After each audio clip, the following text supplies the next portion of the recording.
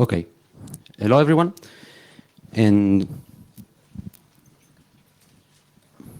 before starting, everyone has a computer with a VirtualBox or something to emulate, have a virtual machine on it.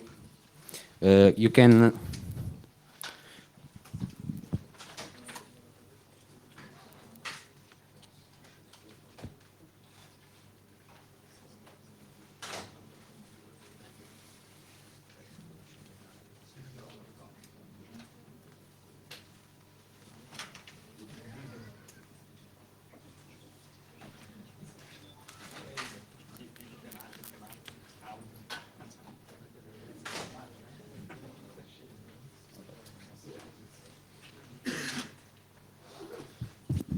Okay, with the Wi-Fi network of the conference, the AP1155, you can go to this address at port 8000, and you should find the virtual machine, a zip with the virtual machine. You can download. There is all the tools already configured, so you don't have to lose a lot of time. I hope it works. Please don't hack my computer.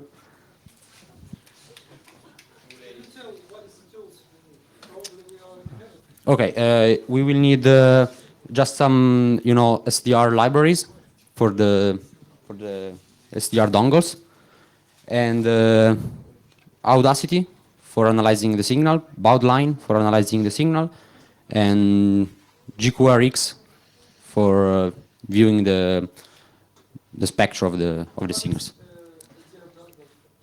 Is the RTL SDR from I think it's using the R820T2. I think the standard one.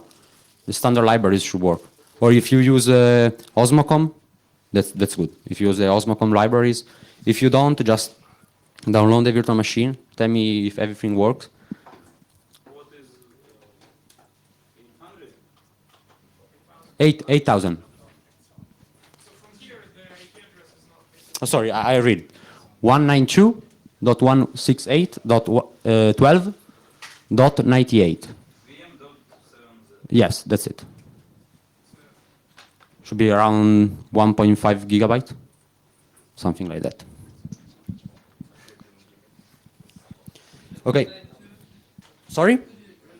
Yes, 192.168.12.98. Sorry? Okay. While you download and unzip the virtual machine, let's start with the introduction of the presentation. Maybe? Okay. So, a little about myself. I'm Matteo Beccaro. I'm a founder of a new company in Italy. We focus on physical security, so electronic access control is, of course, part of the job. And these are just some reference if you want to stay in touch with me. Okay, the address is obviously wrong. And inside the virtual machine, you'll find the virtual machine itself, the installer, and maybe the guest addition. You need the guest addition just because you need to plug the USB devices for the hands-on part and the final challenge. Okay, what are we going to talk about today? I'm going with a little bit of introduction. So what are access control systems? What were access control systems? And then I start focusing on NFC-based access control system. What are the tools you can use today to assess those systems? And I'm trying to give you a high-level methodology to assess those ecosystems. And then we have a little part, a little practical part, in which I will give you Hydra Bus and Hydra NFC. You will read a couple of MyFair cards, and we'll try to use the methodology I spoke before to analyze those tickets. And then I go with the two very simple case I happen to work in a real environment. Then we go with the radio frequency communication part, and here we will see where radio frequency communication are used in access control system. We'll try to explore some of the radio frequency communication in practice. You will work with your computer and try to receive a FM radio station. And then we start with a little bit of signal intelligence. So once you have the signal, try to understand it and try to decode it and see what are the characteristics of the signal. And then we speak about the security of radio frequency communication. And then we have the challenge. It's very easy, just 15 minutes of challenge, and the first 3 guys who solve the challenge, I will give away some of these dongle. So let's start with the introduction. Okay, what was an access control system in ancient time? In ancient time was something like this. You can have walls, you can have like a bridge, big doors, and maybe some soldiers on the walls. At the time, the first hackers who were against the access control system were all magicians, like this one, or they are social engineers, like this one. So nowadays, access control system is something like this. That's how it usually works. Okay, what are the technologies used in access control system?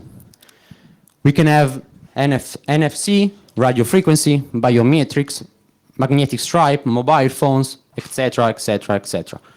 There are dozens of different technologies you can use for an access control system. We will focus on NFC and radio frequency.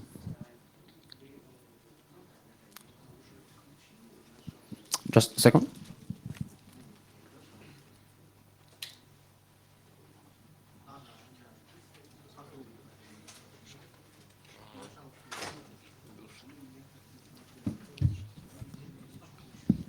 Okay.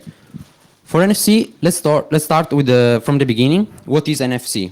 NFC is near field communications.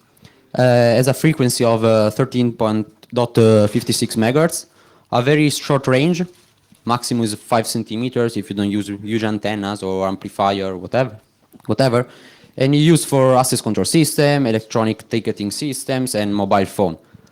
If you have an Android phone, you probably have NFC. If you have an iOS phone, you probably have NFC for payment and whatever. Okay, what are the families? The most famous families in NFC? We have the MyFair, which I think everyone knows. There is the HID I-Class, Calypso, and Felica. Felica usually in Japan, and Calypso in Europe.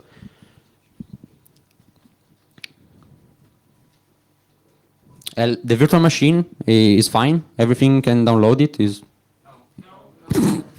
Okay. Not at all. So we need the address and the port number and the protocol, and maybe we can. Port is down. Port is down. Okay, who hacked my computer? Raise your hand. Okay. Just a second. Is the IP 12.98 at the end? Is it correct? IP? 192.168.12.98, but they said it's down. Yeah. No, IP is up. IP is up. The port is down. The service is down. Port 8000 is not responding. Port 80 is okay, but Okay, who's DOSing? port 80 is up, but port 8000 is down. What is on port 80? Who opened port 80?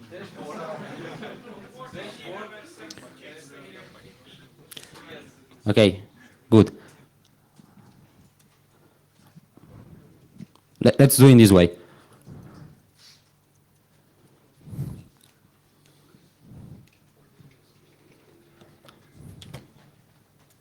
Okay, this is a USB key. It's my USB key. So please return it back. There is the VM and probably some shit that Mac puts on it.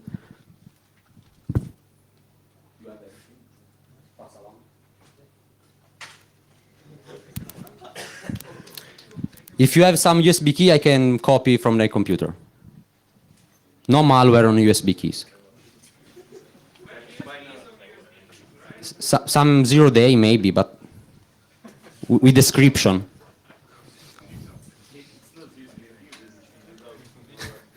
You're right.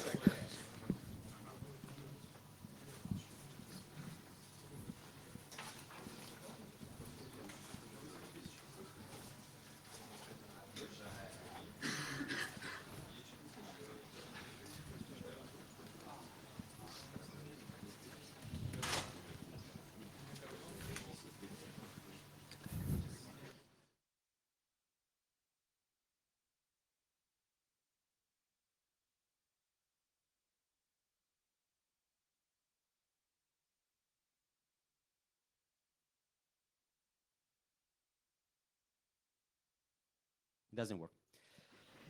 So, okay, I'm sorry for this. I hope Apple would make better computers. I can wait for a few minutes for you passing along the USB keys, and meanwhile I go with the theory part. Можете дать мне флешки, я вам скопирую.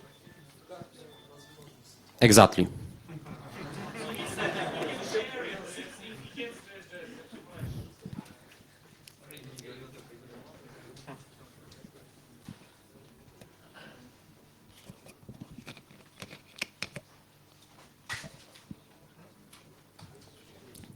Okay, so let's start with my first classic. My first classic was, I think, the most famous NFC token out there, one of the most famous MC tokens out there. He has a wide memory, like from 1 to 4 kilobytes. It was supposed to have a strong access control mechanism. You should require, you have to provide a key to access the data. And he used a custom algorithm called Crypto1 and renamed by some hackers Crypto1. So you can suppose that the algorithm was not so good from the name and was broken. But from my experience, they still sell it. So if you have a new building, you can find my first classic in there. So it's very strange.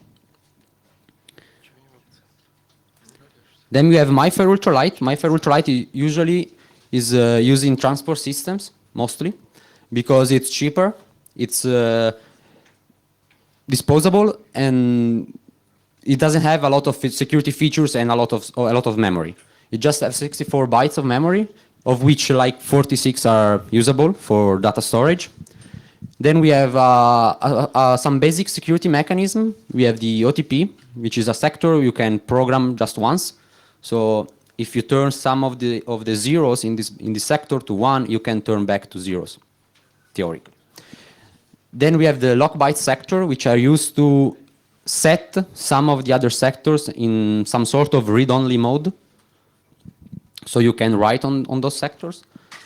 It has some children, let's say, Ultralight C and Ultralight EV.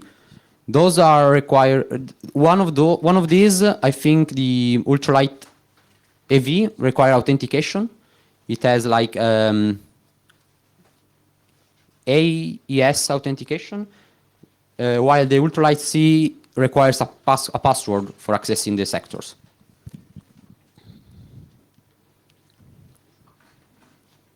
And then we have MyFair Desfire.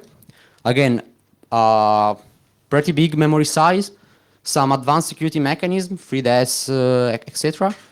There is a file system structure, so you can have folders, you can have files inside the folders, counters, whatever. And there is some variants. You have the Desfire first generation, which is broken. They developed some side channels attack on that. So if you search online, there is a research from guys in Germany, the same guys who build the Chameleon, which is a tool I talk later, who broke the Desfire with some side channel attacks. Then they create the Desfire AV1 and the Desfire AV2, which, as far as I know, at the moment are still secure or something like that. If you have more information, put on your USB key and give me the key. Then we have the iClass. iClass is a very broken token. They use the same authentication key keys for all the I-class in the market. So the reader has embedded the keys, which can be used to read all the I-class tokens. And the keys, of course, have been extracted. So, everyone can read all the tokens, everyone can write on the tokens, etc. There is two variants, the I-class standard, which works, like I said before, so everyone has the keys. And then we have the I-class, I-secure, which are in which you are supposed to provide the key for your own organization. Both of them are broken. For both of them, it's possible to retrieve those keys and to use them to read the tickets from distance.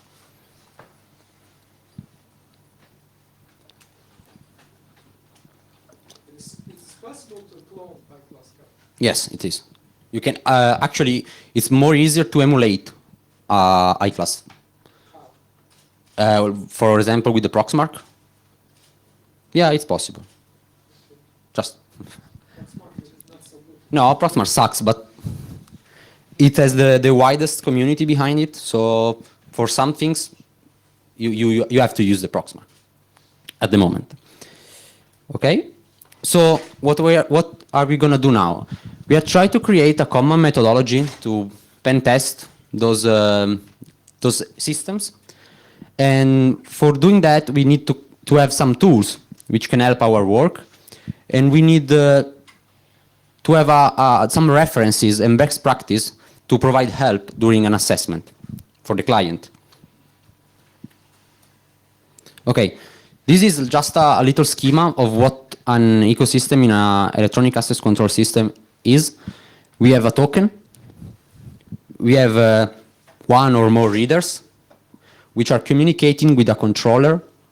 The controller is communicating with a backend system, and the backend system can communicate with some clients. The clients can be web application, can be mobile application, can be information system, whatever. So let's start with the token.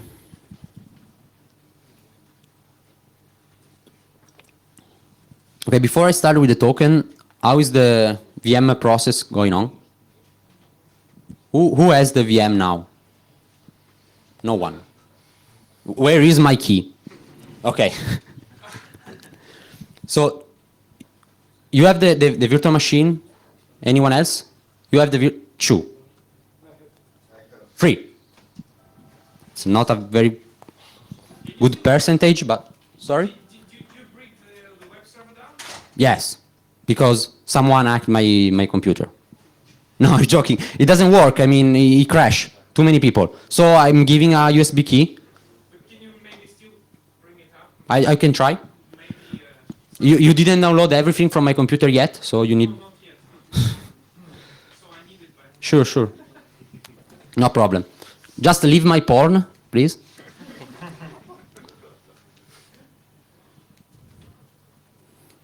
Okay, should be up. It's called VM.70. Yes, that's it. VT and VM.70. Okay, once responded. For now. Okay.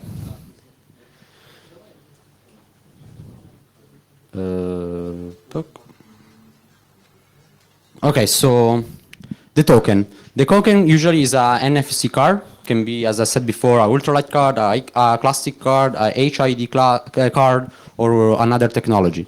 And the card usually can store the timestamp when you stamp the card.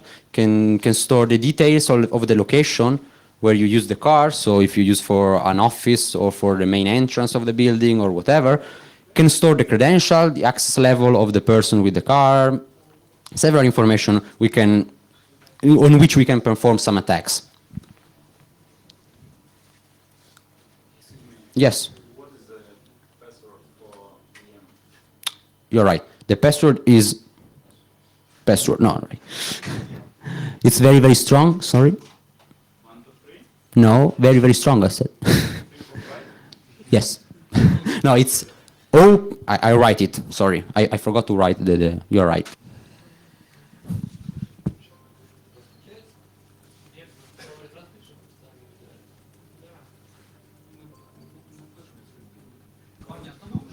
So OP4 is the abbreviation opposing force, and 2016 is this year, so no problem.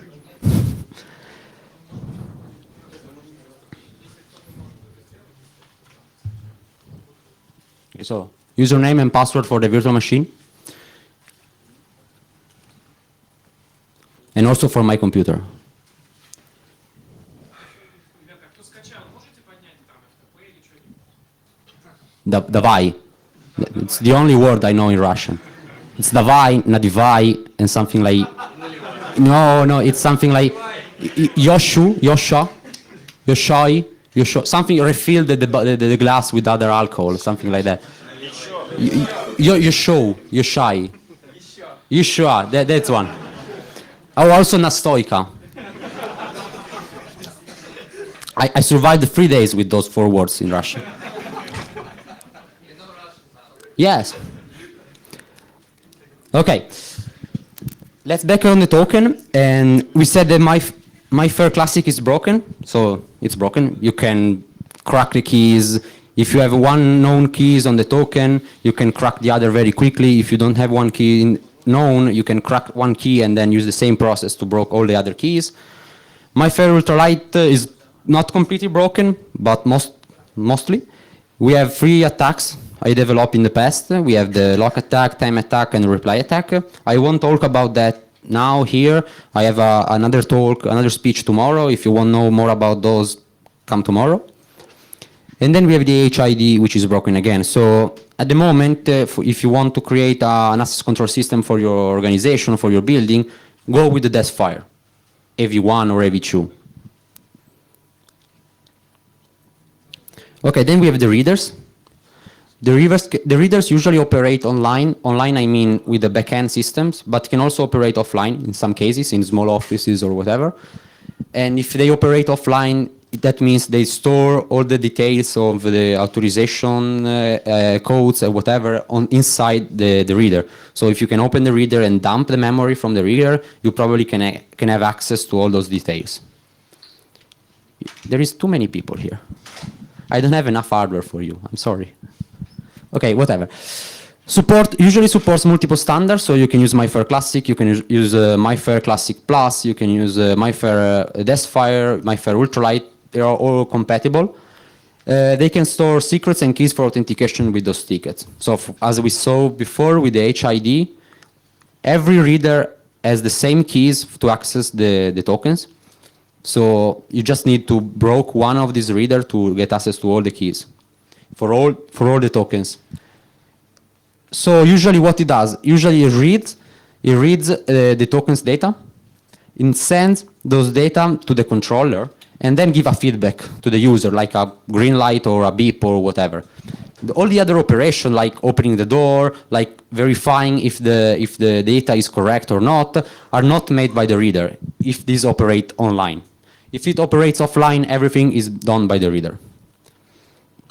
And usually it's connected, wired, to the controller. Usually use or the serial protocol, Ethernet, or the most common is Weigand.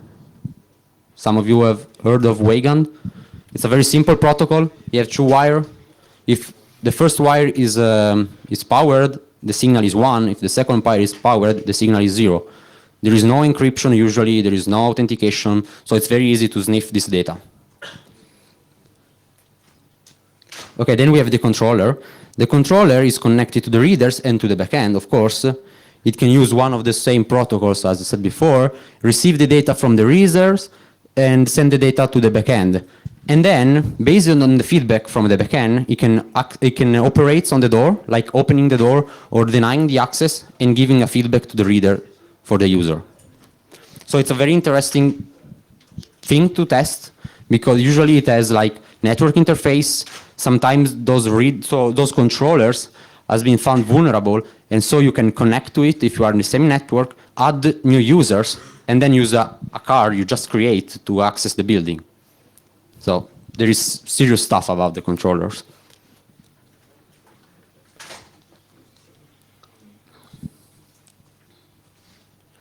Okay, then we have the backend. It can be on cloud, like it's buzzword nowadays, or it can be like offline, or on like a bare metal server stored in the building. again, it connected to the controller and perform multiple operations like control the token validation logic. So it has a database with all the credentials and checks if the data arriving from the controller is present in this database. You can get some statistics, some logins, some anti-thief prevention or detection. Like sometimes if a token has been used twice in a very small time frame in a very distant doors, it can give you an alert or something like that. Something is wrong, someone maybe have cloned your card or whatever. Okay. Now, the weapons we can use for attacking those systems. There are more. I just trying to give you the better one, I think, the most used at least. We have the Hydra NFC, which is what we will use today. Then we have the Proxmark, which is the most famous, I think. Then we have the Chameleon Mini, which is this device created by the guy who broke the Deathfire. And then we have NFC Cult, which is an application I developed, which is used mostly on a focus field, which is ticketing systems. Let's start with our Hydra NFC. It's a board which costs like 100 euros, more or less. It's very easy to use if you have also the Hydra bus, which is another board. Let me show you.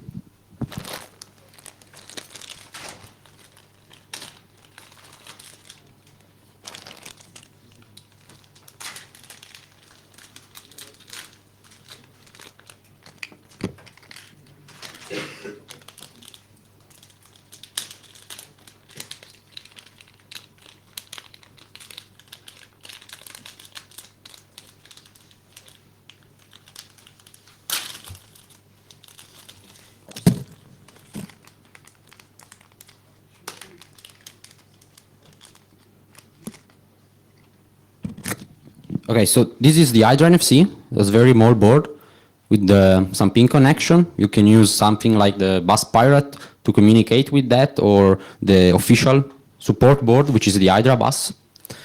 And then we have the antenna. The antenna is, of course, for reading, emulation, sniffing. So the most interesting things about the Hydra NFC, I think, is at the moment the sniffing feature. You can have an official reader and an official token, and put the Hydra NFC in the middle and see the communication. It also gives you an idea of who is sending what. You know that this data is being transmitted by the reader, or you know that this data is transmitted by the token. So it's quite useful for that. And also the guy behind the board is developing a lot in the last weeks. And just tonight, he pushed a new update on GitHub for the Hydra NFC for emulation with MyFair Ultralight. So now you can emulate a MyFair Ultralight with this board.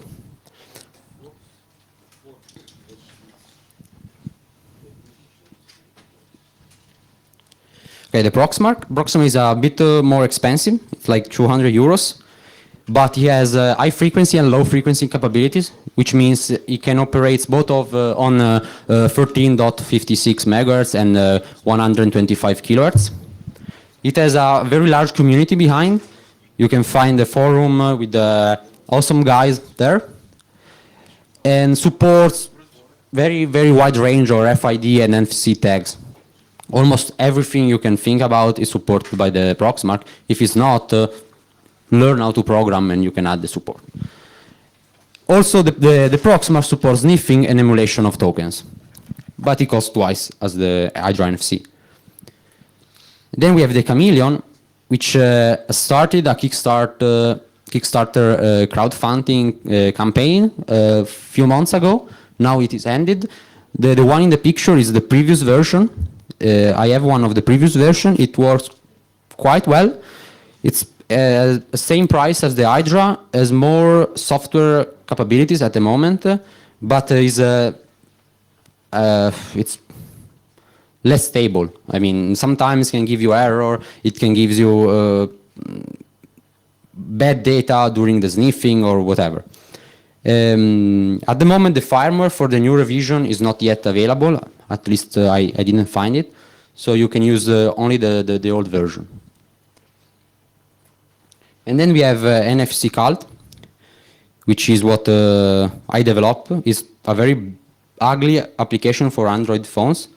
I'm very bad with the UI graphics or whatever.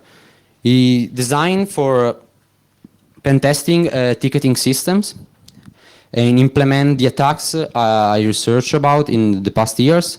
I added some custom mode for reading and modifying bit by bit the data, and supports only ultralight at the moment. I will implement support for MyFair Classic because now I have a phone which supports MyFair Classic. So I can work on that. And from the point of view of this presentation, the most interesting things is the custom edit feature, in which we can modify each bit of the data and try to write on the token and see how the system behaves on that modified data. Okay.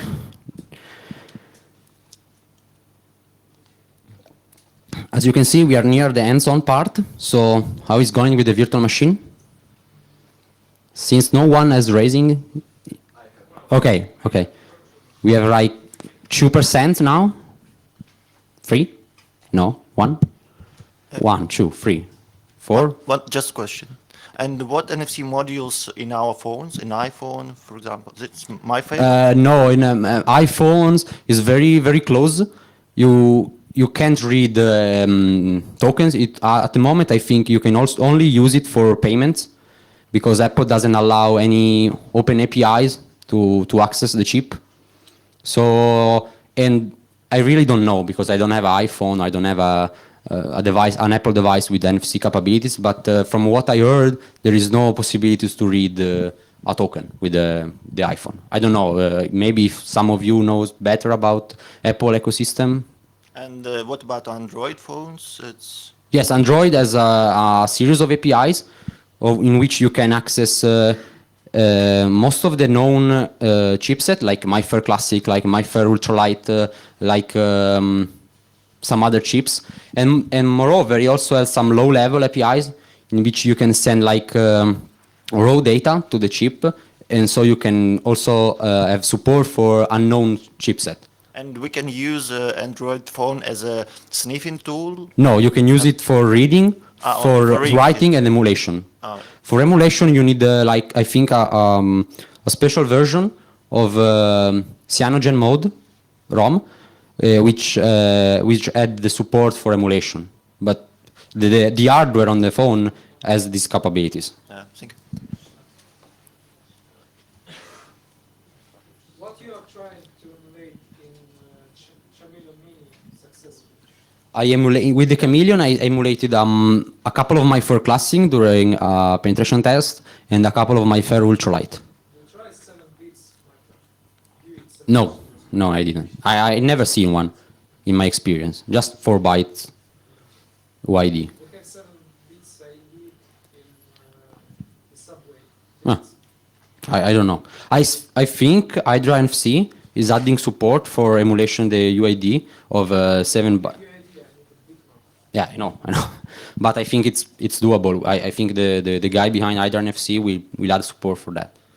Actually, I'm in contact with him, and he said that he's working now on the NFC part, because he's also developing the Hydra bus board. So he doesn't have a lot of time. But MyFair Classic emulation and MyFair Classic reading is one of the milestone for the project. I think he will have support for that. I built the Chameleon from scratch, print the PCB, soldering it, and I have 1 of 10 successful plus. That's not a very good rate. I think that's why they are doing the new revision, maybe to add more stable support for it. I don't know. I was in contact with them some times ago. I was thinking to bring the Chameleon here for the hands-on. I mean for hands-on, so like 20 boards for everyone. But they didn't have it ready yet, since it was a Kickstarter campaign. So let's back with our. Okay, that's the Chameleon. No. Okay, that's our schema of before. And for pen testing the schema, let's start with the token. What are the characteristics we are going to look for the token? The attack surface of the token is composed by the NFC interface, the hardware board, and the memory.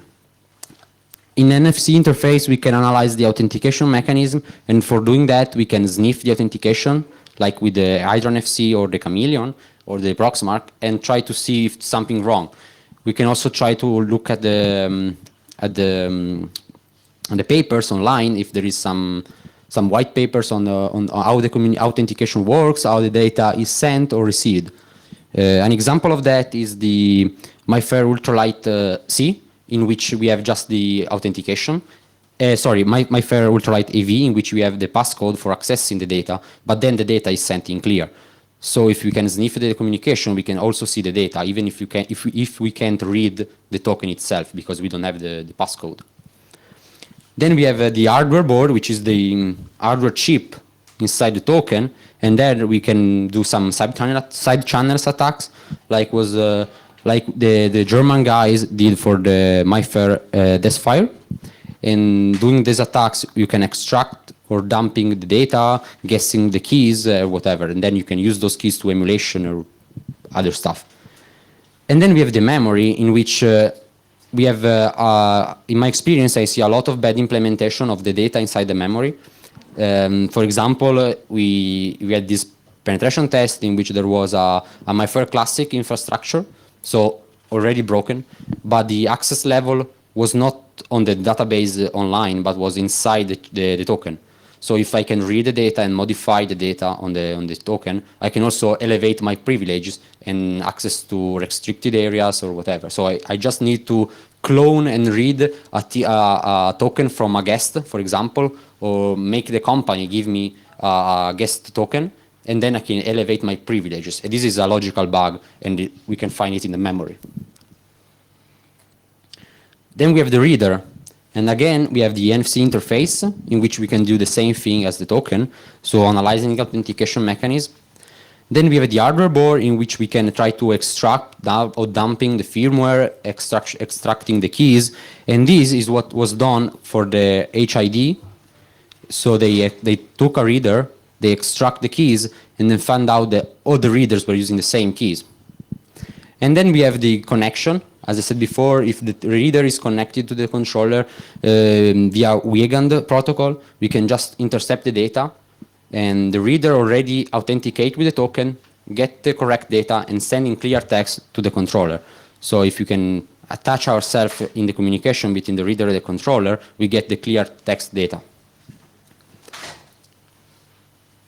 There is also a tool called, I don't remember the name, which was presented last year at Black Hat US, which was basically a Weigand reader, very small. You can put inside the reader and controlled by Bluetooth. And from your smartphone, you can see the data passing, save those data and reply it back to open the door, or try to do some brute force attacks and send the access code, trying to brute force the access code to open the door. It was very nice. It was a board like 1 centimeter per 1 centimeter, very small. That device is able to transmit to the Weigand? Yes, it can read and write on the Weigand protocol, and he has a Bluetooth chip to communicate wireless to the smartphone. So it's very interesting. I try to remember the name and.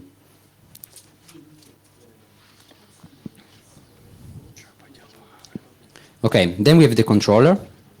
And as I said before, the controller can expose some network services. And those network services are several times vulnerable. So we can hack the controller, try to get privileges on the controller, and add new data, new users, new privileges, escalate our privileges or whatever. There is also, of course, the Ethernet or serial interface from the controller to the reader, from the controller to the backend system. And then there is the hardware board, in which, again, we can try to extract the firmware, extract the keys, or some secrets inside the controller. Okay, then we have the backend systems. The backend system has a web application usually, or a mobile application for the people who are supposed to check your access control system to verify who is getting in, who is getting out, who try to create new badges or whatever. So we can test those applications. We can test the network services exposed by the backend, and we have also a problem sometimes because the server maybe is inside the building but not very well protected. So if we can access to the server, we have a physical access, and we can basically do whatever we want, attach a USB key, a keyboard, and add data or, whatever, add a vector. Okay, then we have the channels, which,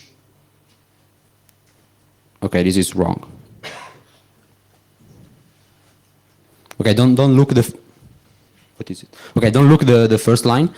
We can have external wires, like from the reader to the backend, from the reader to the controller, to the controller to the backend, and we have maybe sometimes wireless connection, and often they use like custom protocol for radio frequency communication. And it's been seen a lot of time on the web. The custom protocols are almost all the time broken. We will see that later with the radio frequency part. Okay, now we have the little exercise, and all of you have the virtual machine, right? It's running? Yes. Okay. Who has not the virtual machine yet? Wow, 100%. My USB key is still alive? Perfect. Okay, run the virtual machine and come here and take a board. So we do a little exercise.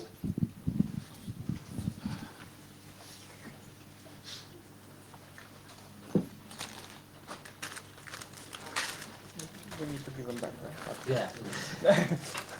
Possibly, yes. One. Yeah, USB cables. If you need a USB cable to connect to the computer. One or two? Yeah, it's the Hydra bus, and that's the Hydra bus and Hydra NFC. I need two. So we need two. No, one. One at a time. You will connect this to the other board with this pin. Okay. So, wait.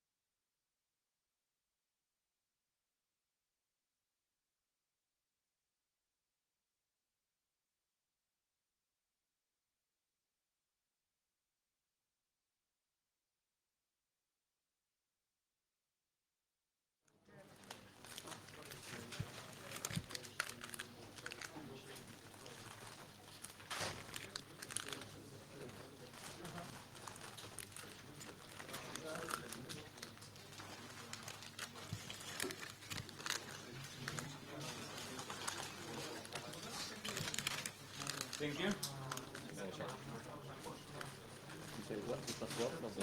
Put it virtual machine. O P S O R 2016. Okay, thank you. You need the three. I have just two. I'm out of them.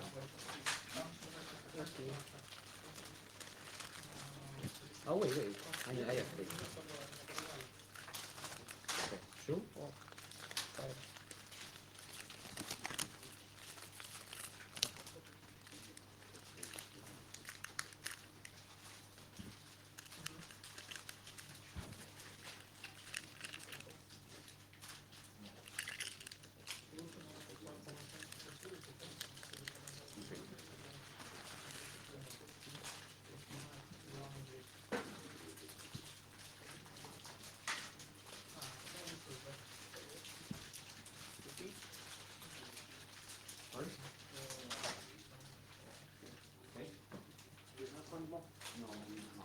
ask him, you put free. I know you need all of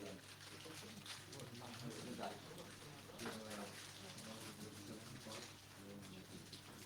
Okay, at the end you should have something like this, without the case.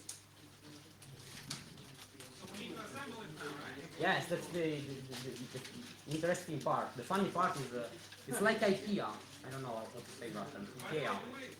You know, when you have to build your own. Sorry? To any side because it has the same.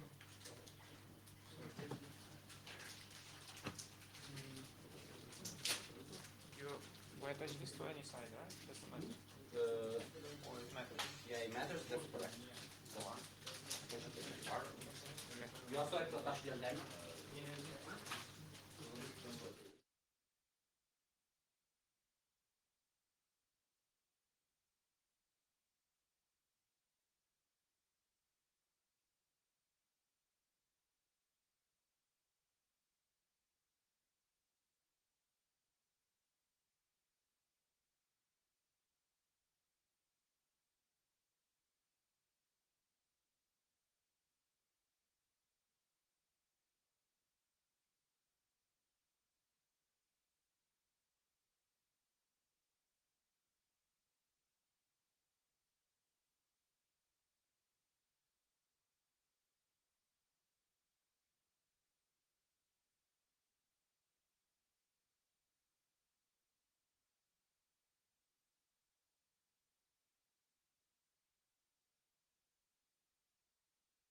On the upside, and you put the board in this way.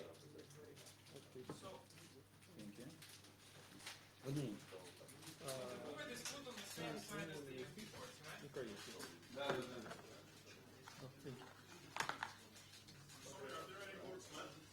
Oh, I'm sorry.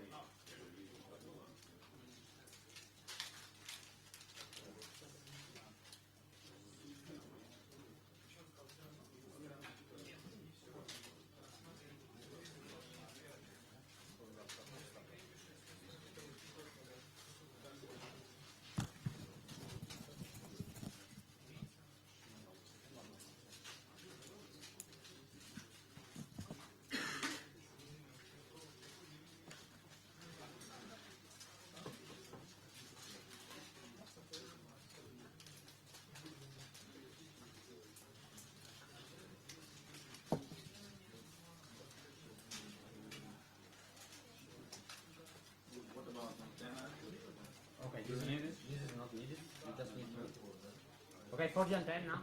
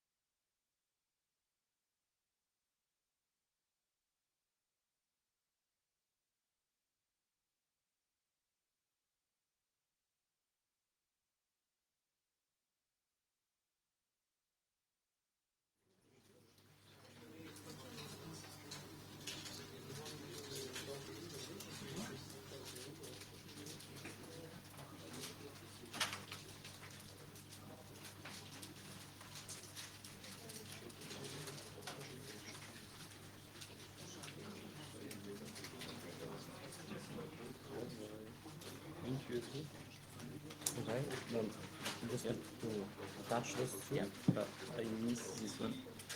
There is any left? Oh, it's alright.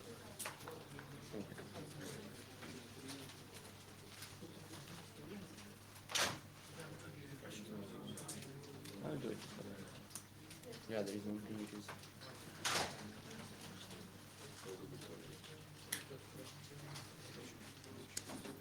Okay.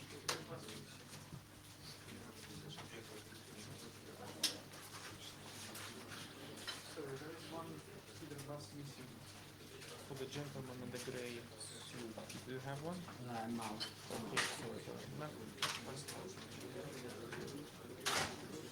Okay, everyone has his Hydra bus connected to the computer. Yes? Okay. Just need to why you don't see anything. Yes, the device is called Open Moco Inc. Hydra bus 1.0. Okay, now why we don't see anything?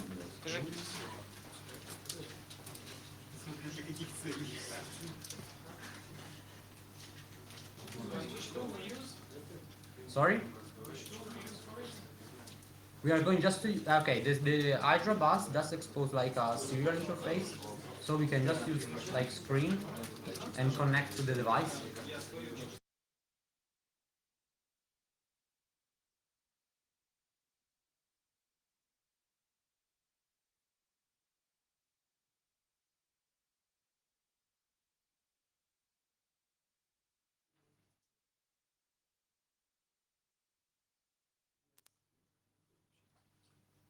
Oh, okay.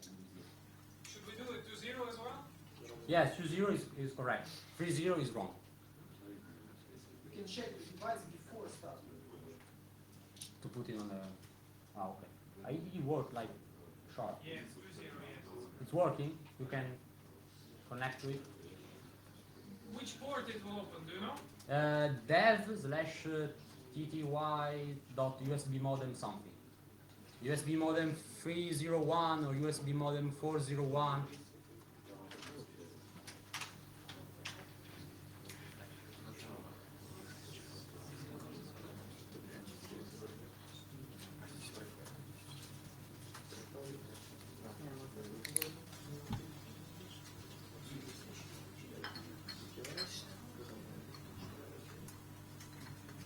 Okay, let's try it.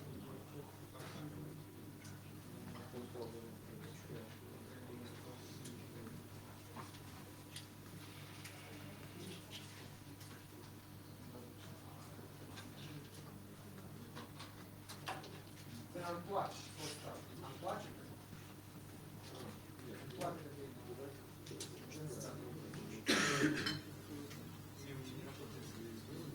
By the way, I see many. What's the TTI number we need? Okay. It should be TTY AC something, I think. ACM.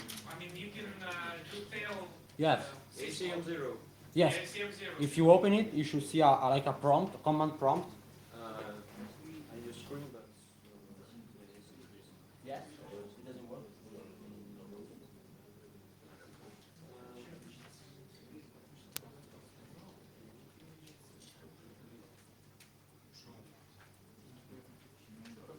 Wait just a second.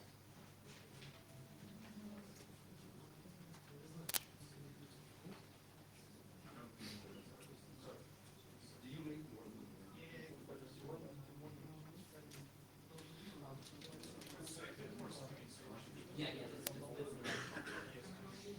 use like just the gate for now.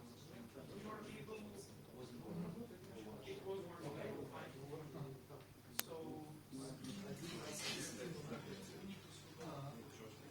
Okay, right. Try. it worked. It works. Okay, with the pseudo preview.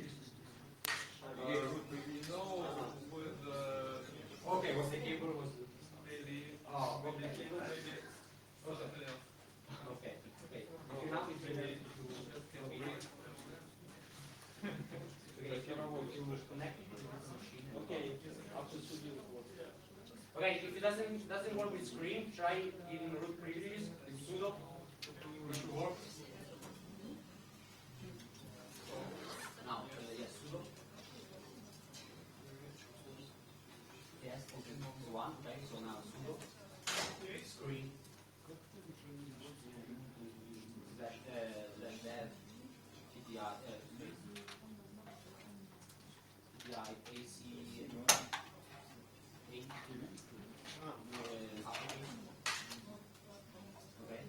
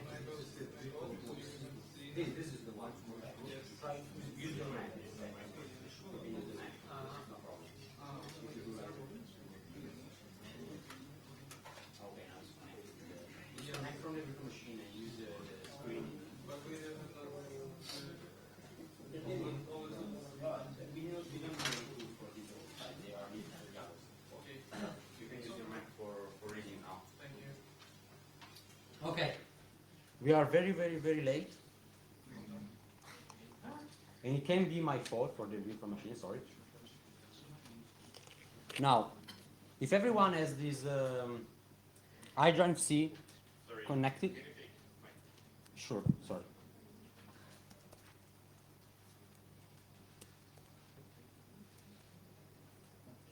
Now mine doesn't work. Maybe increase font size. Better? Okay, okay, just a second, I close this.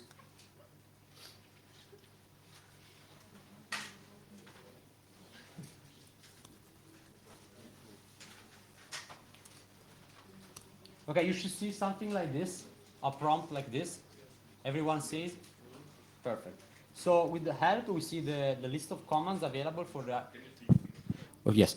With the help, we can see the commands available with the Hydra bus. Sorry? Yes, it's like screen. You are using the virtual machine. It should be TTI ACM0.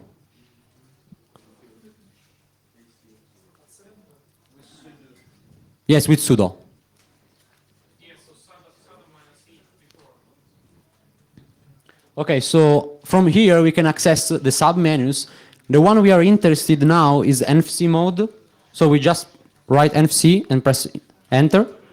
And now we have in the NFC menu, we can do also again help. And as you can see, we have several options. We have the scan option, which returns the UID of the device, of the token, sorry. And then we have the sniff option, which, as I said before, can intercept the data between the reader and the token while the readers read the token. And then we have emulate. You should have one option more here, which is called read something. You have the option read. No, you don't? Wait a second.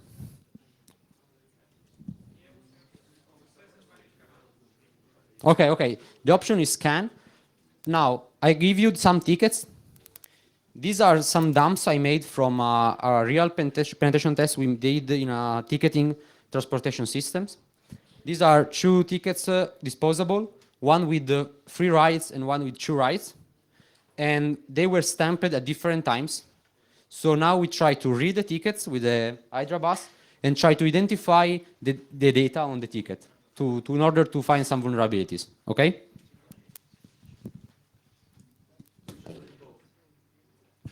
Yes, you should read both.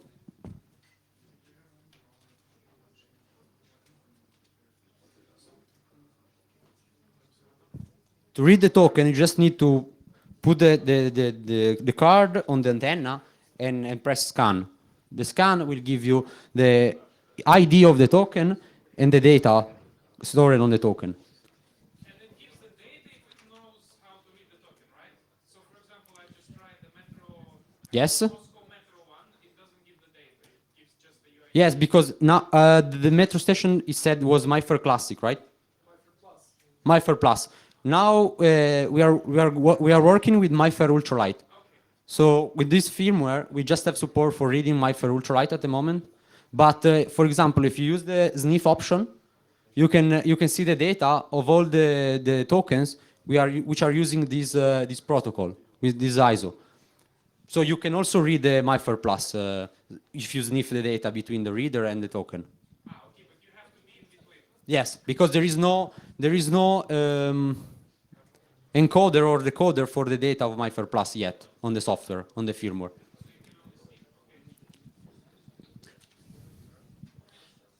Okay, everyone is a... You have 1 card, right? 2 cards.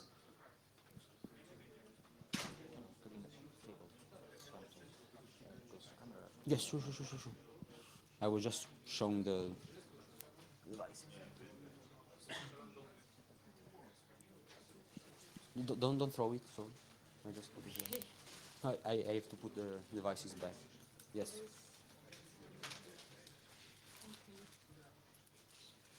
I put in the bag, in the box. No problem. Okay, everyone read the tokens?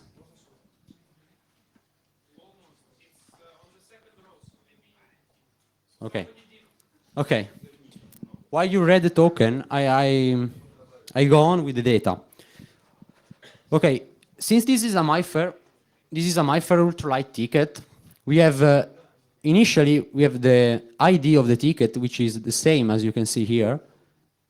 This is the UID of the ticket till here, and then we have some data I won't talk about because we are very late. But what we are interested now is okay.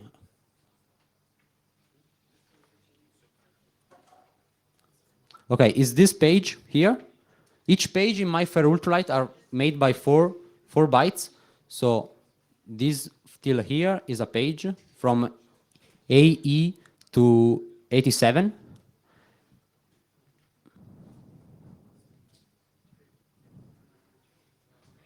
Everyone had the ticket? Not yet. Okay, wait a minute. Yes.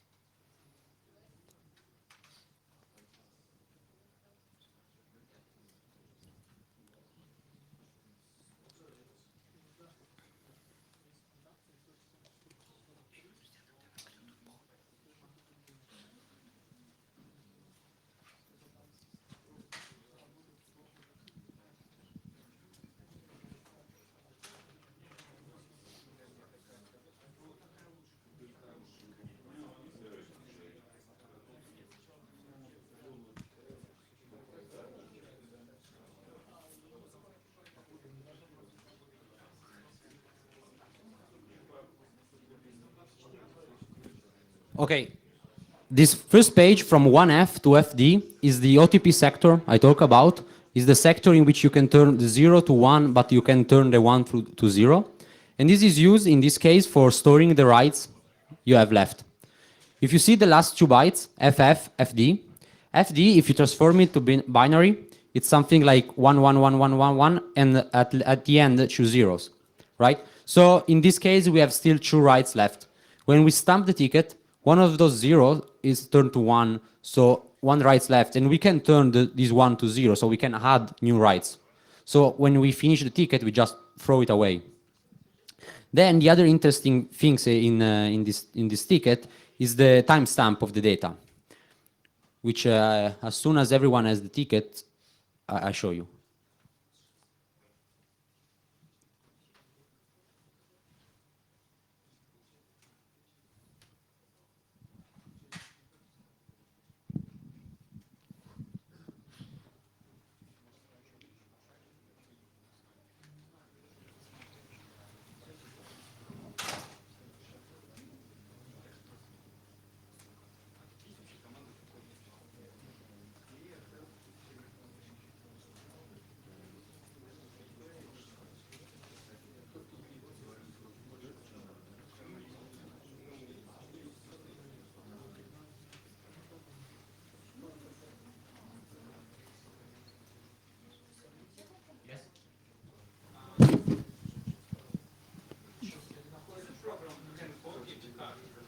Sorry? Can the program copy the card?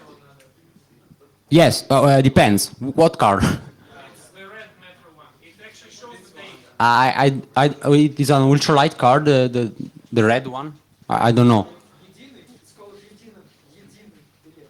Единый. I have no. I don't know what the card is. So, Because it shows the data when you... so it's probably a MyFair Ultralight. Yes, in the subway, the ticket type, call it Единый, it's MyFair Ultralight. Okay, so you can clone it, but it doesn't mean you can have free rides.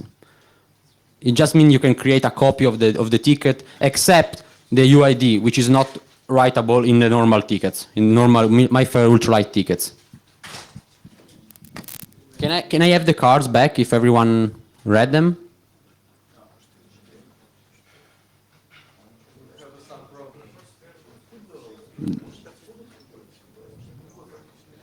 Who has the cards?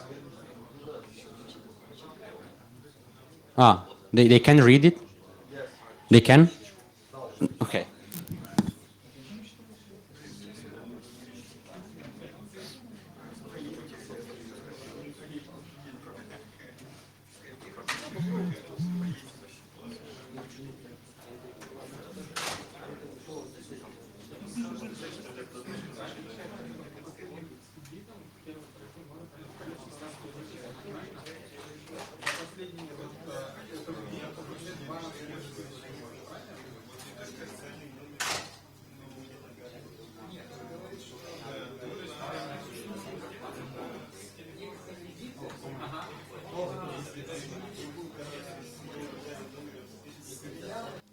AE to 87 was the timestamp of the ticket, and it was stored like the minutes from a zero time, which was the 1st January 2005, and then they start counting the minutes, and they write this number in hexadecimal in the ticket. So you can modify this time, you can stamp the ticket by yourself at the actual minute, without touching the OTP sector, so without removing writes.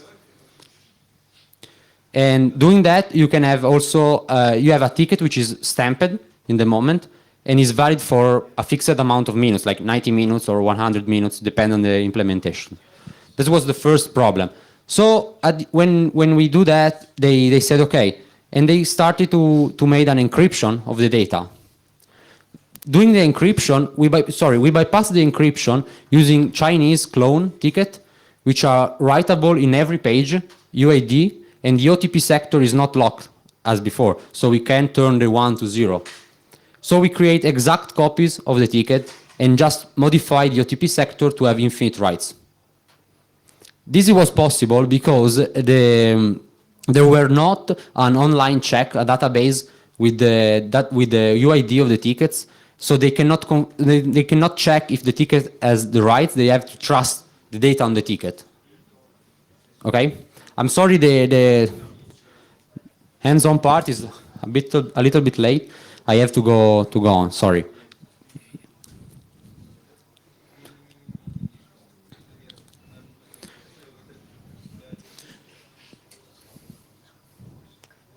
Okay, I need to jump this. Case studies was something like I showed before. You have the UID, the OTP sector, and these are the timestamp for another implementation. We could modify the timestamp and get free writes. This was my first classic, which was used to open the door of an hotel in Italy. And as you can see, there was the UID, which this was maybe a 7-byte UID. I didn't clone it, I didn't emulate it, just broke the encryption, and then one of the pages shows the room number. So we can modify the room number and enter in another room. There was, again, here, there was no control on the backend system. As you can see, the schema was just this part here, which is colored. There were no controller, there were no backend system. All the checks were made offline by the readers. Okay, module 3, attacking radio frequency communication. When you finish with playing with the Hydra bus, please give me back so I can give you the other hardware. And I go very quickly, sorry. But we have like 20 minutes or something like that. Okay, radio frequency is used to automatic identification as a high reliability, so we can have also a safer distance for reading the tags or reading the token, and it can work in low frequency, high frequency, and ultralight frequency. Usually, when we speak about radio frequency communication, we have ultralight frequencies, so 433 megahertz, 860 megahertz, or 2.4 gigahertz, like Bluetooth, Wi-Fi, whatever. Low frequency are usually used for tags or very old access control systems. High frequency is used for locks, for ticketing, or for more modern access control system, as we see before. Then we have ultra high frequency, which is used for gates, keyless entry system for the car, if you don't have to pull out the car from the key of your car from the from the pocket, whatever. Smart alarms, smart locks, they often use like Bluetooth low energy, stuff like that. So we have fixed code, rolling code, NFC, Bluetooth, Zigbee, Z-Wave. The last two are very common in IoT ecosystems. So it's very interesting to look on those protocols. Okay, how can we explore wireless communication? We can use a software-defined radio, which is a device which can allow us to move in the frequencies domain and see the actual signals which are present at the time. It's a cheap hardware and very flexible because we have a very wide range of frequencies.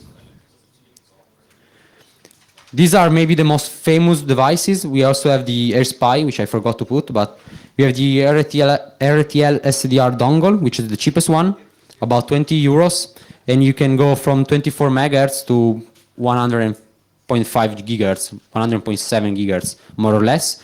It has not a narrow bandwidth, 2.4 megahertz. Then we have the HRF, which probably all of you have heard about, which has a very wide range, but the bandwidth is not so big. Instead, the USRP, which is the most expensive one, has a very wide range and a quite wide bandwidth.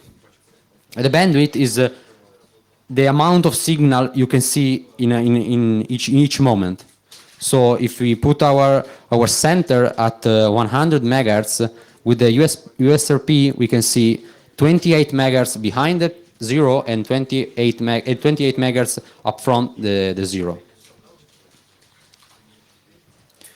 Then we have a software, of course, to communicate with these devices, which is GNU Radio.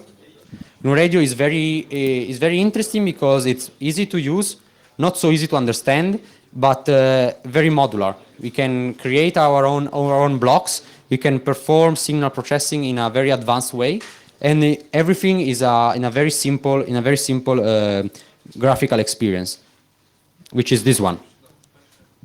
As you can see, GNU Radio Companion is this software. We have blocks. Each blocks perform an operation. Like, for example, this is the most easy program you can do with GNU Radio. We just have a source which tells the program where to get the data, from. In this case, we have the RTL SDR device, which is this one, for example. There are many versions you can find online. In this block we can set a series of parameters, like the frequency we are looking for, the sample rate we want to use, and a series of gain for getting a better result, have a better view of the signal. This is like a plot of the frequency domain, in which we can see the frequency, the power of the signal.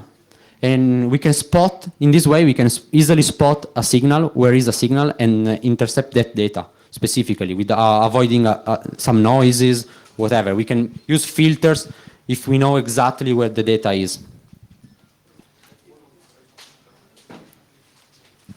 Okay, this is the characteristics I told you before. We have the frequency. In this case, we are working with the 434 megahertz. We have the sample rate we are using, which is stored in a variable called sample rate, which is this one. In this way, if we modify this variable, every other blocks which are using this variable will edit the value as well. And then we have the gain.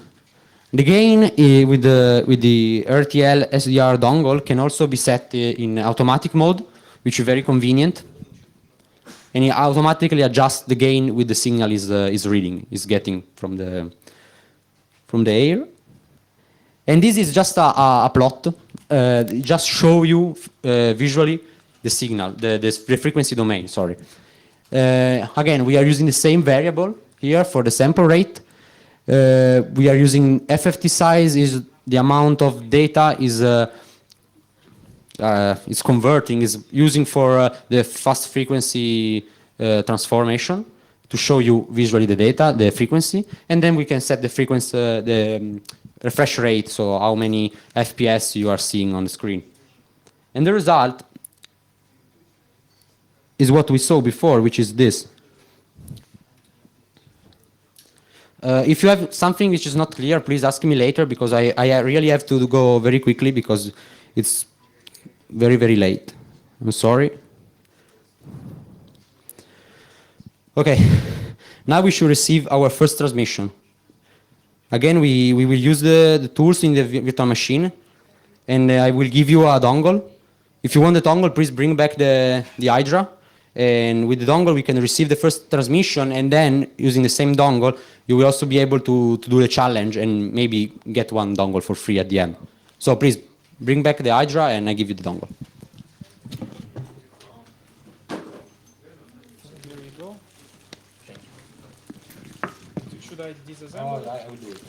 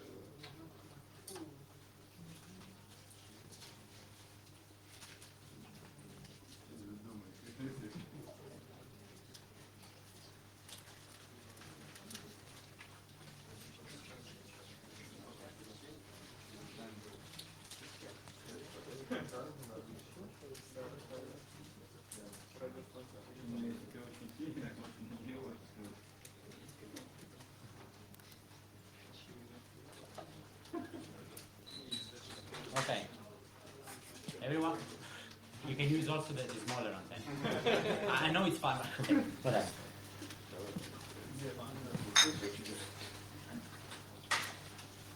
Okay, if everyone connect the dongle to the computer and open the VM. Yes. Yes. Okay, and now in the virtual machine, you will see this program here, which is called GQRX, which is a graphical interface for analyzing the signals and is based on GNU Radio. So if you open it, okay, this is the interface you should see. In the upper part, we have the frequency we want to connect, and here we have the plot, which at the moment we don't have because we didn't start the program yet. And on the right side, we have some features we can set. So let's try to start it with the button here, and you will see some signals here. Now, if you recognize the frequency, this is the frequency for FM radio. So if we move if we tune our dongle to one of those signals on the pike of the signals, and we go to the receiver options, we have some decode mode, the modulation mode, sorry. If we select an narrow FM, we should be able to see, okay, my virtual machine just crashed, but you will be able to hear the radio station. Oh, fuck.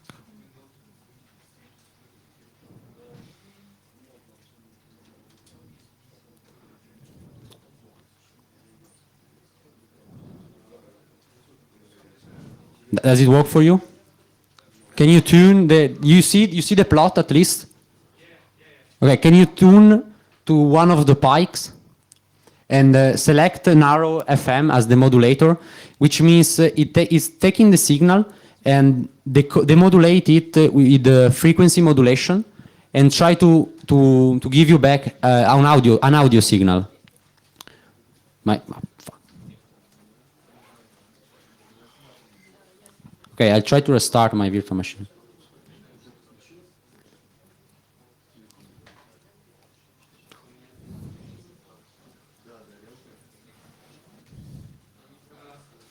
And how can we connect the dongle to the radio software?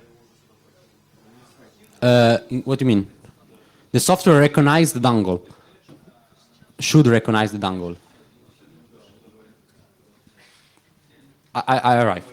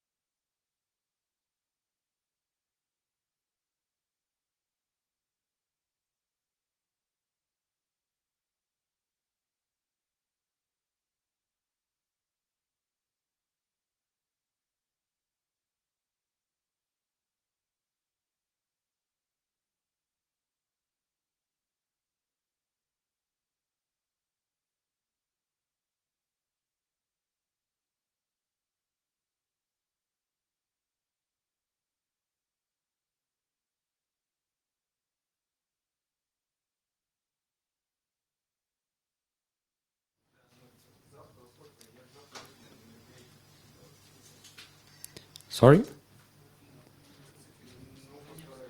Okay, you can see there are several pikes here. Each one is a different radio station. So if we tune our dongle to one of those and we set as demodulation narrow FM, and you raise your volume,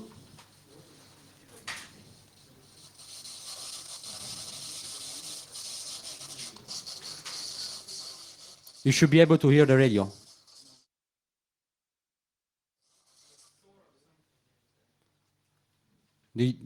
Does it work? You can also, on this side, raise or lower the volume.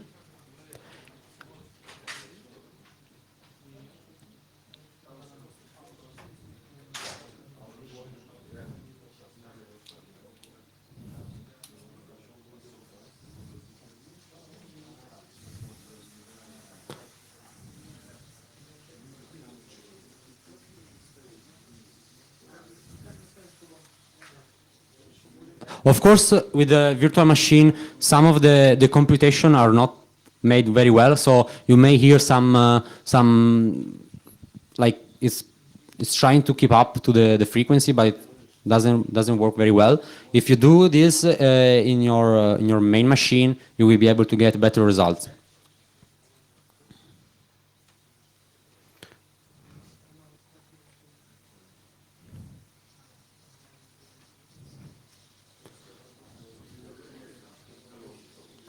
So anyone has some problems, something?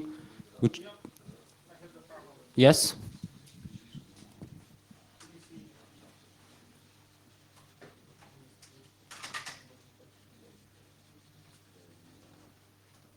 I see devices, but picking of this one.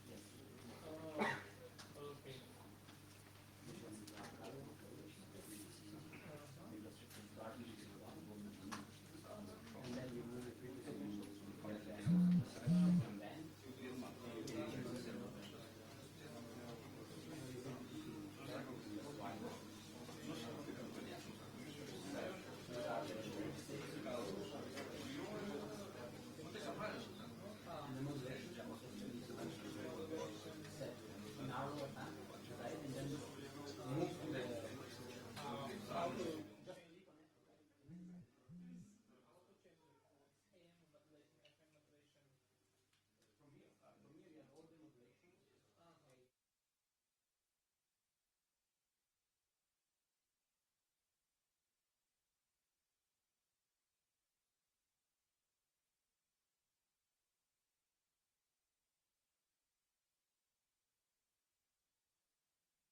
very quick overview of the software, so you can use it later for solve the challenge.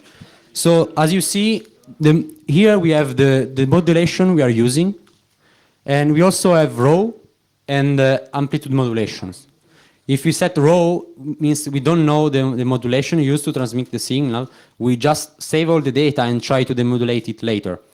With the AM is the classical amplitude modulation, and then we have a series of other modulation used, for example, to get the data from satellites or whatever. From here, we have also a rec option, which records the data and save it to a wave file, which can then use later with the software like Baudline or Audacity to see. We can zoom the signal, we can see it not from a frequency domain point of view, but from a time domain point of view. You all know the difference between time and frequency domains, right? Okay, no problem. It's not a physical lesson. So,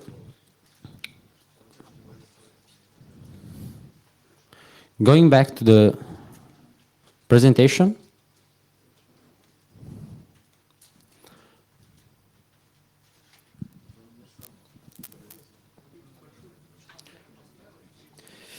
Okay, very, very quickly, signal intelligence, what does it mean? It means trying to understand an unknown signal and trying to decode it and get the data which the signal is transmitting.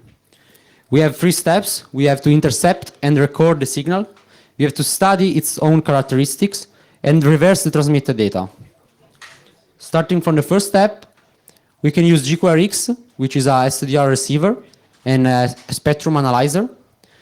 It's user-friendly. It supports several SDR, the dongle, the AKRF, USRP, and other, and can record easily the signal to a wave file.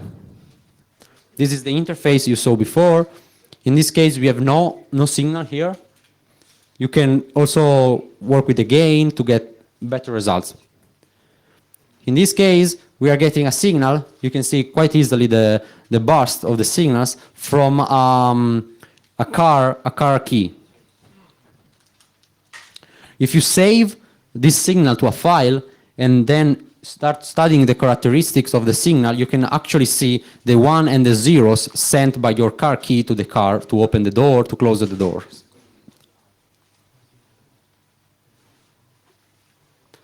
Okay, this is just a very theoretical part, which I will skip it. If you are interested, just open your Physics 1 books and you find it. It's very easy.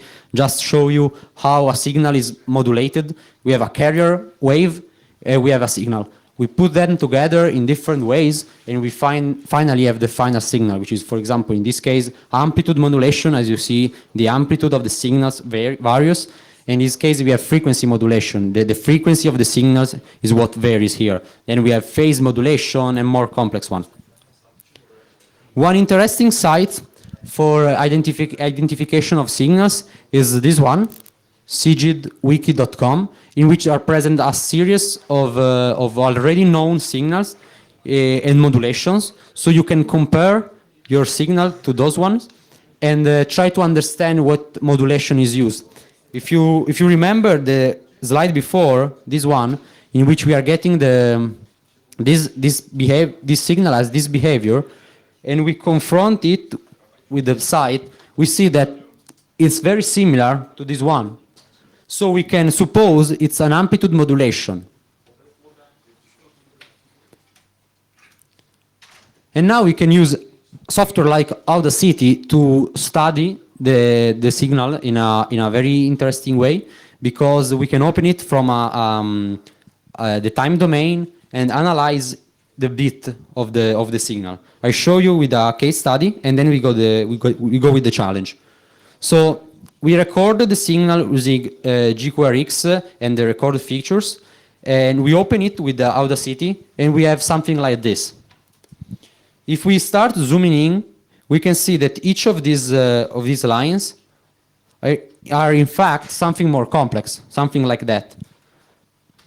And it's from just viewing these graphs, we can easily spot which is probably an amplitude modulation, because as you can see, there is just amplitude levels that changes, and since there are only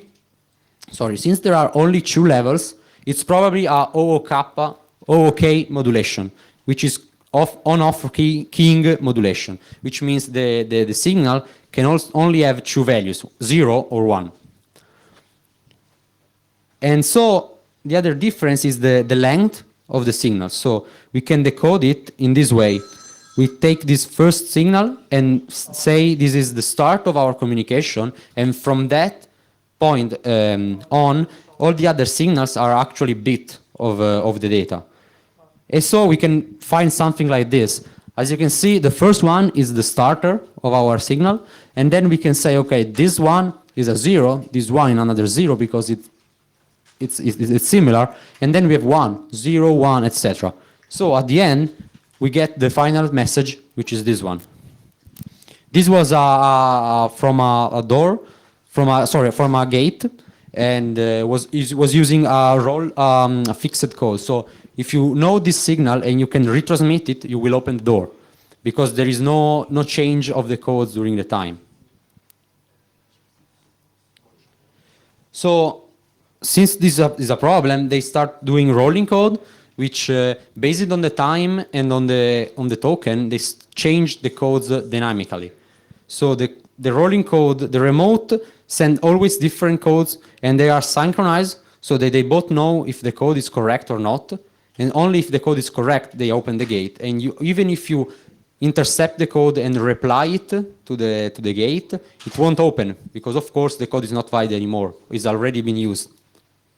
But it's not unbreakable. There is several research on a very famous algorithm called keylock, which was used and is still used for opening cars, for example. And they broke several mechanisms, several security mechanisms of the keylock. Okay, we have 5 minutes. I don't know. Let's try with the challenge. Okay, this is the challenge. The name, I'm Italian, the name is totally random. The name of the organization. It's not made from hacking team. It's hackers team. It's a completely different organization. So you have to intercept a code I will transmit and try to decode it. And then bring me the result, the bit as we see before. I want this result. You can use GQRX, you can use Audacity to open the file you saved and start zooming and check the codes. The interesting thing here is that you have to find the frequency first, the frequency of the code.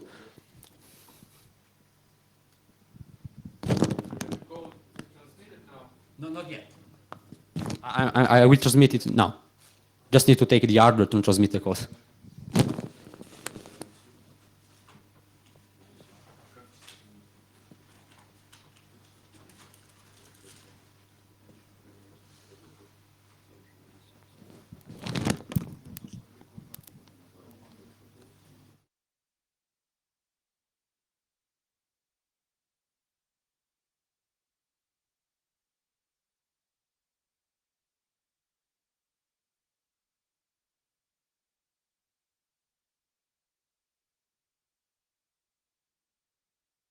That your dongle cannot transmit data, can only receive data. This SODR can also transmit data.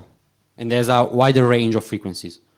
So it also costs like 10 times your dongle.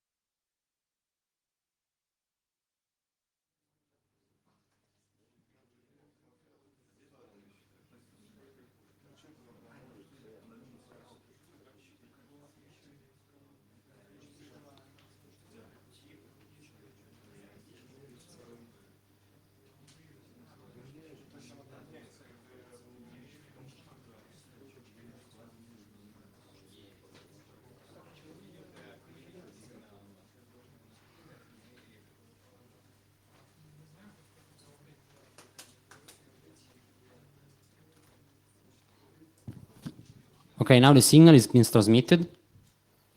You should find the frequency first. Using GQRX, you can move along the frequency domain, try to find it. Sorry? Yes, continuously transmit the same code.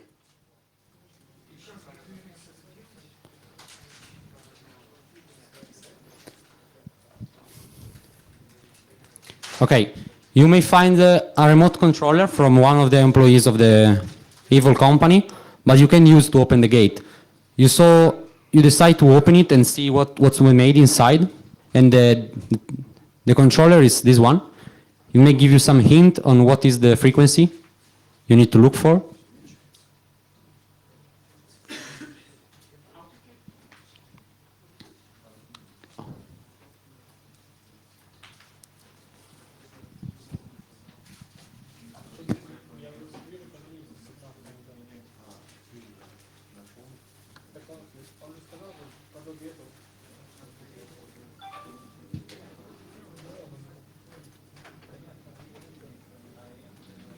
How long is it there? I mean, the time transmission.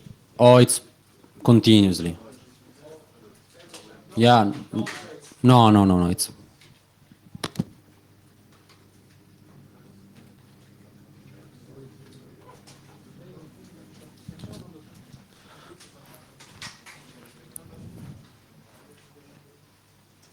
if you don't see anything but you think you are on the right frequency, try to work with the gain, try to increase the gain of the receiver.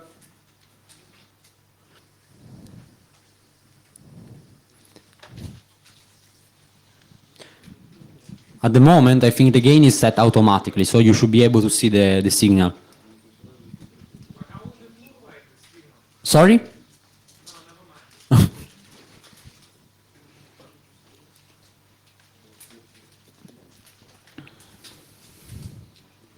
Can you please stop for a moment? To transmit the signal. One moment.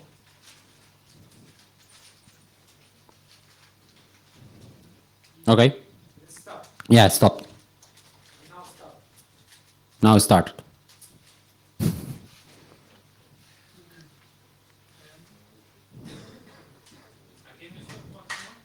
Yes? Stopped. Thank you. Sorry. Okay, start back.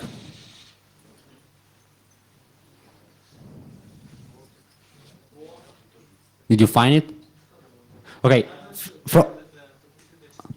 This image show that the remote you found has an oscillator which is oscillating at a certain frequency, which is written on the oscillator itself.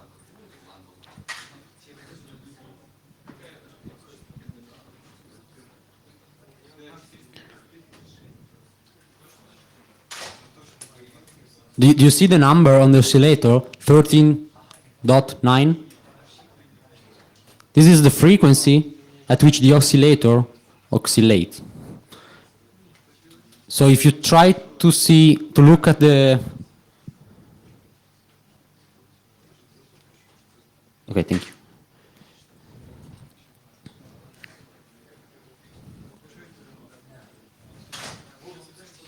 If you try to look at that frequency, 30.9 megahertz, you will see the signals here.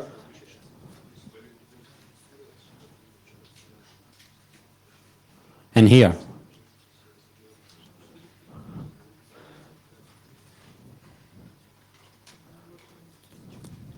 Do you see the signals at that frequency?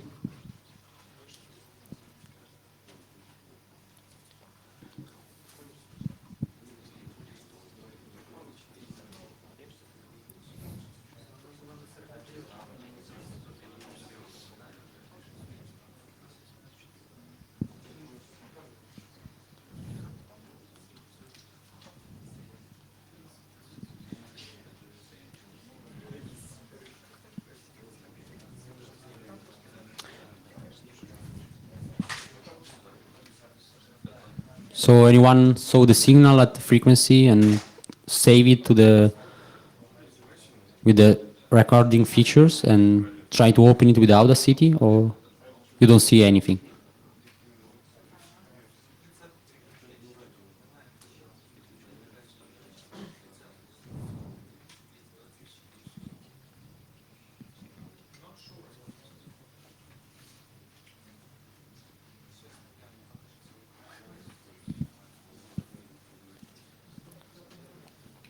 I have to give away some of the dongles, so someone wins, please.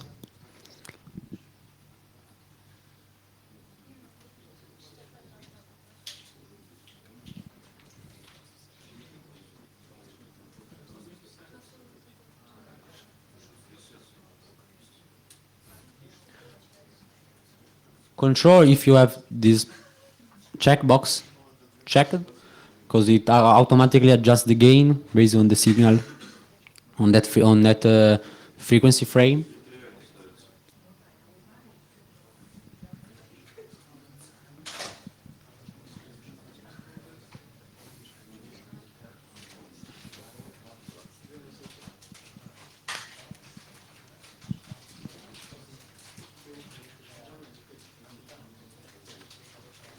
I think we're out of time. We have still some. 1 hour. What? 2 hours. I had 2 hours.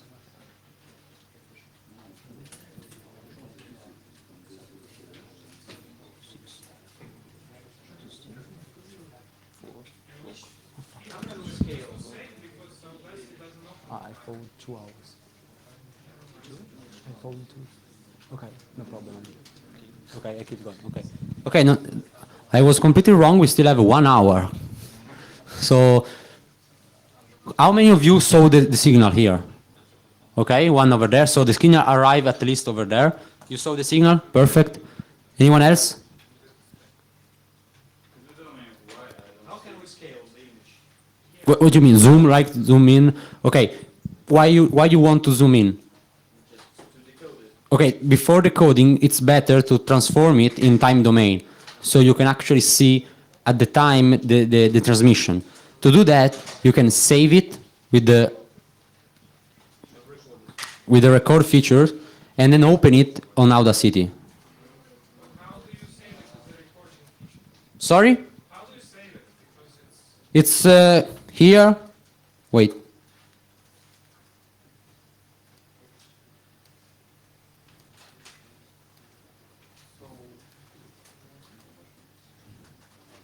On receiver option,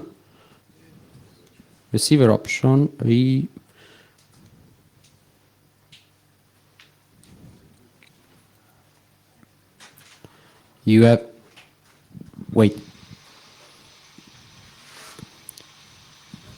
This is the IQ recorder, or you can use the recorder feature, which should be, see here, on that. Oh, come on.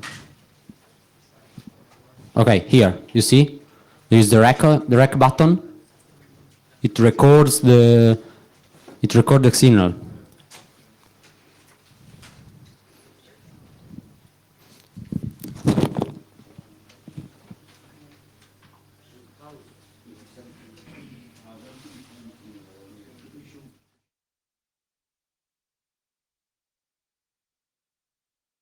Real world scenarios, the transmitter is tuned to the exact frequency it's transmitting, of course. So actually the code you are reading or you are trying to read is created from this device. So this is a real code. And I show you now how from in the real world the code will be represented. So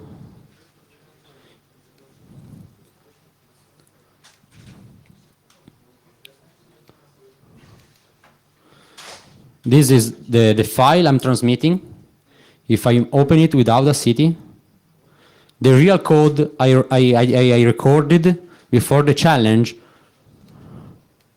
was something like this. As you can see, it's very, very clear. And I think it's a problem of the HackerF. Don't know why. In my hotel room, it worked flawless. And zooming in, okay, you have the starting frame of the transmission, and then you have a series of bursts of the signals, which are similar. There are two different kinds of bursts. This one, which is a little bit longer, you start from here and arrive till here. Then we have another one, exactly the same one. It doesn't matter if a 1 or 0. You don't care actually. You just care that is the same code. At the end, if you reply this code, the gates will open. And if you try to decode, decoding the code is very interesting in some cases, because what we found from our experience is that maybe a building has more than one gate, and they use a similar remote controller for all the gates, maybe with different buttons. So what does it mean? It means that the code for all the gates are almost identical. Maybe they just change the last 2 or 3 bits of the code. So if you can decode the signal, you can modify it to try all the possibilities, try to brute force the signals, and even if you have a signal from one gate, you can guess the signals used to open all the other gates of the same building. And that happened once. We were able to record a signal from a perimeter gate, but then once we were inside, there was another gate for the management parking, and we wanted to get there because there was no security control. So we didn't have the signal for the internal parking, for the management parking, and decoding the signal and brute force the last 3 bits of the signal, we were able to recover the correct code for the internal parking. So that's why we are not just replying the code, but we are trying to see how to decode it. From another point of view, for example, if you do research on custom radio frequency communication, you may happen to see some IoT devices which are implementing some custom radio frequency communication, or some alarm system which has its own radio frequency communication. So it's important to be able to decode it, because maybe the same code with just a little part of differences is used for starting the alarm or stopping the alarm. So maybe you are able to record the signal for starting the alarm and decoding, and try to understand the data. You can also forge a valid signal to stop the alarm or stuff like that. So I'm sorry that the HackerF doesn't transmit enough well to you to be able to see it. So instead of giving away the dongle to the first 3 to decode the signal, I will give away the dongles to the people with the most interesting question. Do you like the idea? Do you have any questions? So, what? Yes. 1, 2, 3, 4, 5, 6, 7, 8, 9, 10, 11, 12, 13, 14. Yes. And then, as you can see, this is the first burst is used for the gates to say, okay, is coming as a valid signal. Is coming a signal. I have to read to understand it and try to decode it to see if they're correct one and open the gate. Otherwise, there may be noises which act like a signal, and the gates maybe is not able to make a difference between the noise and the correct signal. With a starting sequence, we can say, okay, now there is a real signal. It's not just some noise. Which bits in this particular example should be changed? Usually, in this particular example, I don't know, but in another real-world example, the last 3.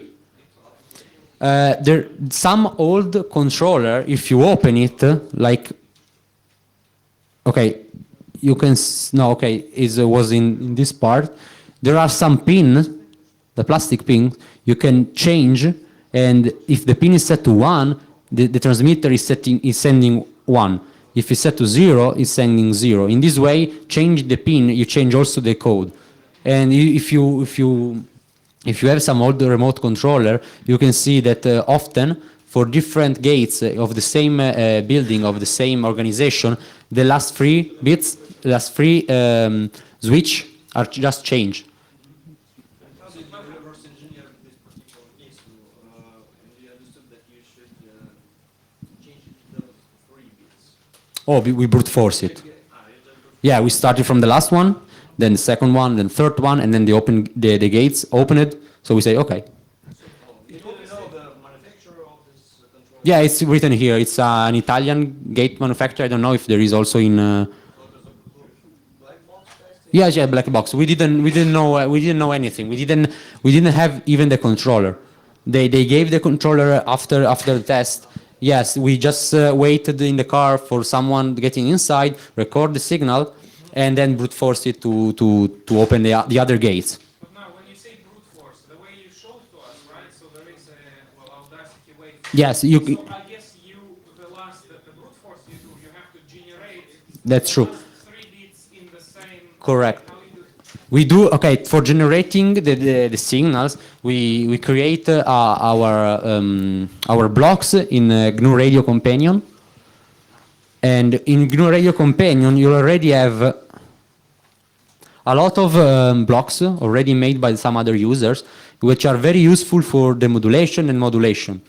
So it's not so hard to create a sort of brute forcer once you understood how the signal is composed.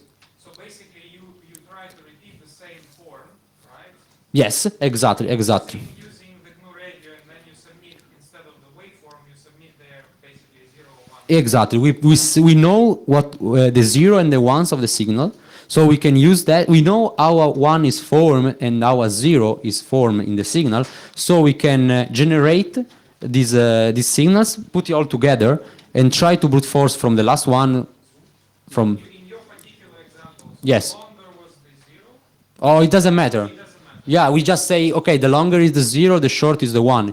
The important thing is that we know the characteristics of that signal. So that your modulation produces what you expect. Exactly. We just need to know how long is this burst and how long is the long burst. Just the time frame in which we have to put the signal to the high level, and the time we have to put it on the low level for the 0 and for the 1. And then we can generate how much 0 and how much 1s we want. In the real world scenario, usually you have to transmit it like 10 times each code, because the gates are not so clever, so they may miss some bits, or they may miss some parts, or maybe the transmitting device you are using is not good enough, like the ACRF, and so you can transmit it multiple times. Usually it's better. It slows down a little bit the brute force operation, but with codes that small, like 14 bits, it's not that hard. And how do you, reverse engineer the cards? So you just Sorry? How do you do it with the cards? So you just load the changes in the data, after trying and using the card, right? Because you figure out that, I don't know, a particular point of the MyFair card was... We are talking about the NFC part. Okay, what we did, the cards I gave you had 2 different, as the same card with 2 different timestamp. So we stamped that card twice in the day, and we compare the data, and we see there is some pages which are different. One of them was the timestamp, of course, and the others was like the location where we stamped the ticket, like if we stamp it in the metro station or in the bus station or whatever. And another sector which changed was like the precise bus we were taking. So they can use this data also for statistics. Any other questions?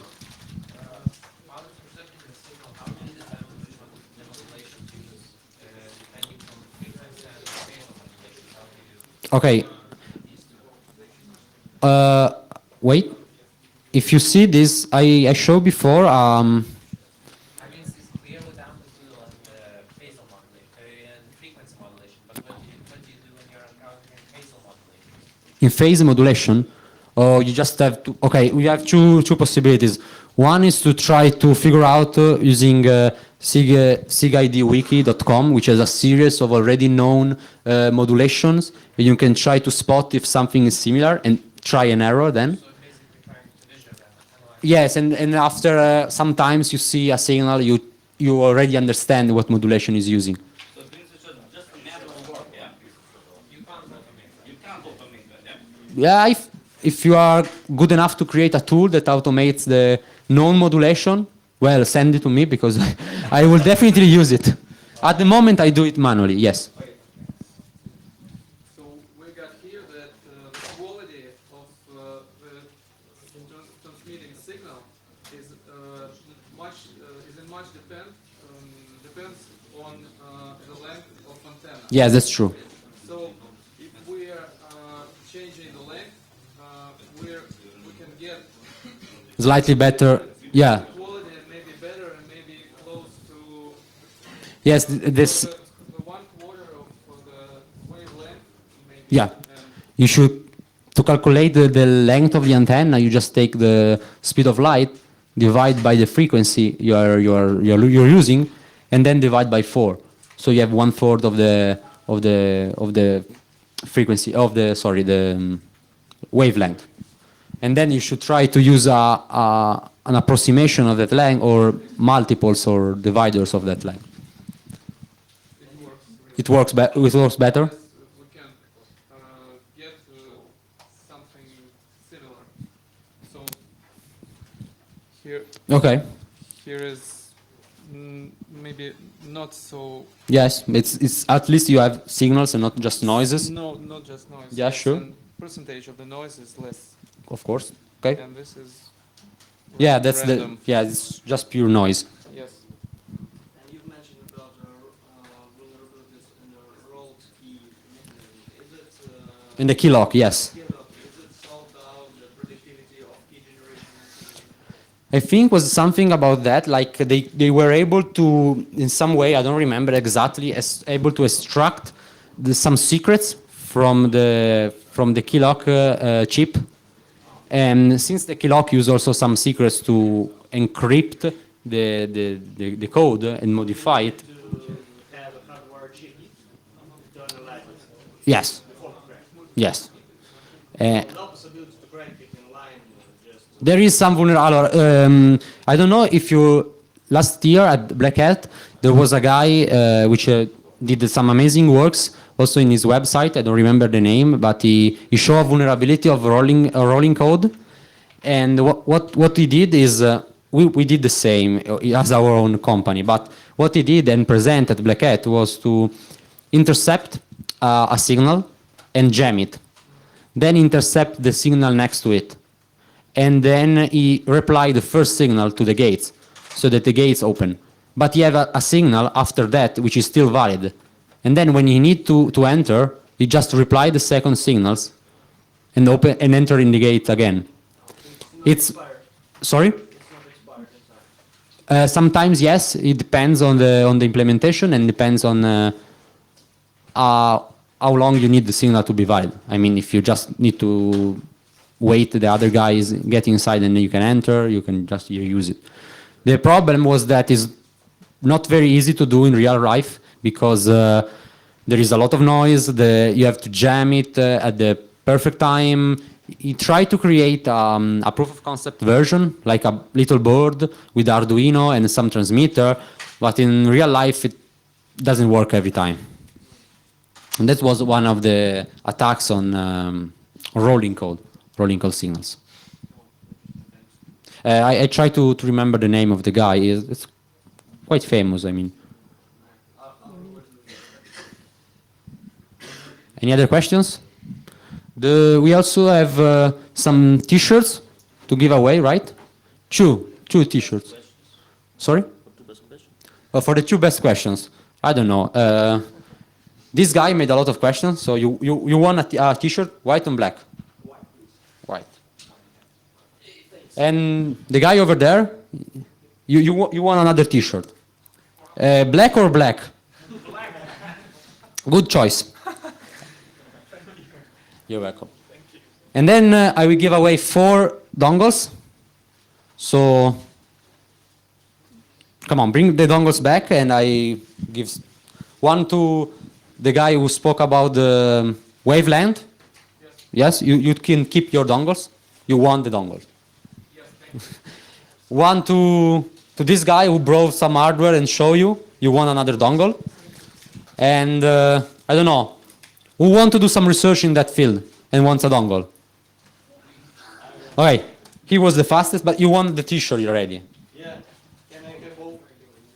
No. No, I'll give it to you because $20. You want that and not the t-shirt.